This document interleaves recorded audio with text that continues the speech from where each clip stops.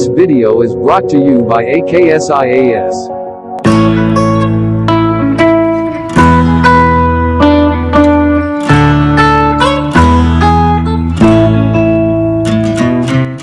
అసలు first question ఏంటి అంటే సార్, సివిల్స్ వైపు రావడానికి కారణం సార్. ఆల్రెడీ మీరు అంతకుముందు ఫ్యామిలీ బ్యాక్గ్రౌండ్ ఎలాంటి సిచ్యువేషన్స్లో మీరు సివిల్స్ వైపు రావాలనుకున్నారు? నేను 1950 అక్టోబర్ నెలలో పుట్టానండి. అప్పటికి భారతదేశానికి స్వాతంత్రం వచ్చి కేవలం 3 ఏళ్ళు అయింది. అంతేకాకుండా రిపబ్లిక్ అయ్యి ఒక 10 నెలలు అయింది అంతే. సో అప్పటి నుంచి ఈ భారతదేశంలో రకరకాల వాళ్ళని యాజ్ ఎ చైల్డ్ గమనిస్తూ ఉన్నాను. మా నాన్నగారు private company, American oil company, standard oil company అని దాని పేరు ఇప్పుడు ఎక్సాన్ అంటారు, oil company, American oil company, అందులో పనిచేశారు. మేము మొత్తం 5 పిల్లలం. 5లో 3 మగవాళ్ళు. మగవారిలో నేను లాస్ట్. మా ఎల్డెస్ట్ బ్రదరు ఆయన ఎంబి భాస్కర్ రావు గారు. ఆయన ఈ సివిల్ సర్వీసెస్కి 1961 ఎగ్జామ్ రాసి 62లో ఫస్ట్ అటెంప్ట్లోనే ఐపీఎస్ వచ్చింది. సో సెలవులకి మేము ఆయన ఎక్కడ పనిచేస్తుంటే అక్కడికి వెళ్ళేవాళ్ళం. ఆ రకంగా మనకు అసలు ఐపీఎస్ ఆఫీసర్ లైఫ్ ఎలా ఉంటుంది, టెన్షన్స్ ఎలా ఉంటాయి, సమాజంలో ఎలాంటి పాత్ర పోషిస్తారు, ఇవన్నీ కూడా కొంత పరిచయం అయింది. మా రెండో అన్నయ్య 1967లో ఆయన ఇంజనీరు, ఆయన ఆర్మీలో చేరారు. ఆయన ఆర్మీలో ఉండడం వల్ల కొంత ఆర్మీ లైఫ్ కూడా కొంచెం తెలిసింది నాకు. నా ఎంఏ ఉస్మానియా యూనివర్సిటీలో అయిపోయిన తర్వాత నేను కూడా సివిల్ సర్వీసెస్ ప్రిపేర్ అవుదాం అని అనుకున్నాను. కానీ అప్పటికే మా ఫాదర్ రిటైర్ అయిపోయారు. అందువల్ల ఏదైనా మంచిది, ఒక ఉద్యోగం అంటూ చేతిలో ఉంటే కాన్ఫిడెన్స్ లెవెల్స్ బాగుంటాయని నేను ఎంఏ ఫైనల్ ఇయర్లో ఉండగా ఈ state bank of India probationary officers advertisement వచ్చింది. అది నా ఫైనల్ ఇయర్ ఎగ్జామ్స్ రాకముందే రాశాను. అందులో సెలెక్ట్ అయిపోయాను. అంతేకాకుండా ఆల్ ఇండియా ఫస్ట్ వచ్చింది. అందువల్ల మాకు నేటివ్ హైదరాబాద్ స్టేట్ అలాట్ అయ్యాను. నేను హ్యాపీగా చేరిపోయాను. నా last exam was June 30th, 1972. Next day July 1st నేను చేరిపోయాను స్టేట్ బ్యాంక్ ఆఫ్ ఇండియాలో. స్టేట్ బ్యాంక్లో హ్యాపీగానే ఉన్నాను. కానీ మరి నేను సివిల్ సర్వెంట్ అవుదాం అనుకున్నాను కదా. సో అందువల్ల కొంత ప్రిపరేషన్ అది మొదలుపెట్టాను. ఆ రోజుల్లో కోచింగ్ సెంటర్స్ అంటే ఒకటి ఉండేది ఇండియాలో, ఢిల్లీలో. ఇది నేను మాట్లాడేది 1972-73 ఆ ప్రాంతంలో. రావుస్ ఐఏఎస్ కోచింగ్ సెంటర్ ఒకటి ఉండేది.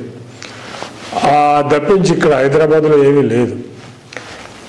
ఆ టైంలో ఈ ఉద్యోగం చేస్తున్నాను కాబట్టి నా అంతటి నేనే ప్రిపరేషన్ మొదలు పెట్టుకున్నాను. 1973కి అప్పటికి 1 year సర్వీస్ అయిపోయింది నాకు స్టేట్ బ్యాంక్లో. సో క్యాజువల్ లీవ్ మీద ఆ రోజుల్లో ఎగ్జామ్స్లో ప్రిలిమ్స్, మెయిన్స్ అని అలా ఉండేది కాదు. ఈ మెయిన్స్ లాగే అన్నీ కలిపి ఒక 40 రోజులు జరిగేది ఎగ్జామ్స్. మన ఆప్షన్ బట్టి ఒక్కొక్క రోజు గ్యాప్ ఉంటుంది మన సబ్జెక్ట్కి, ఇంకో నెక్స్ట్ సబ్జెక్ట్కి.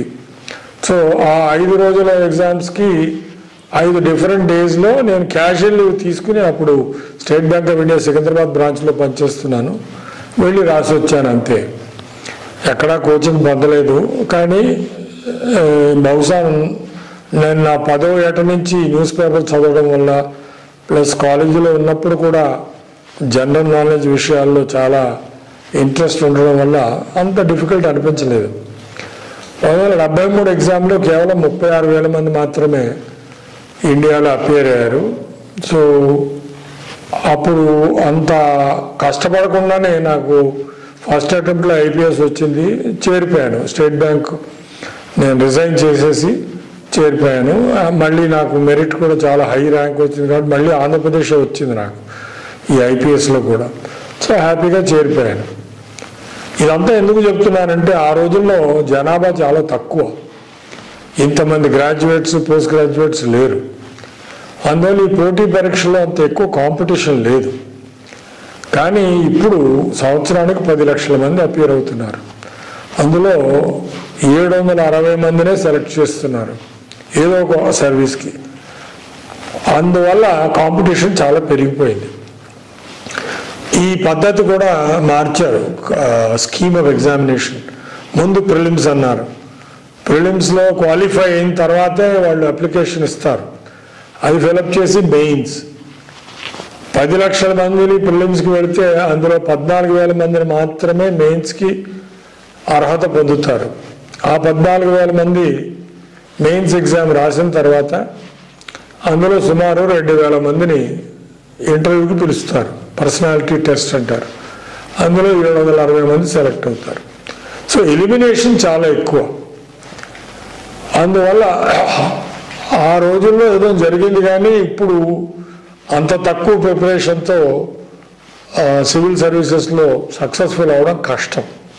సరే, అది అప్పటి ప్రపంచం వేరు, ఇప్పుడు ప్రపంచం వేరు. అప్పటికి ఇండియాలో టెలివిజనే లేదు, సెల్ ఫోన్లు అసలే లేదు. మామూలు ఫోన్లు అప్లై చేసిన సుమారు 8 ఏళ్ళకి వచ్చేది ల్యాండ్లైన్ ఫోన్.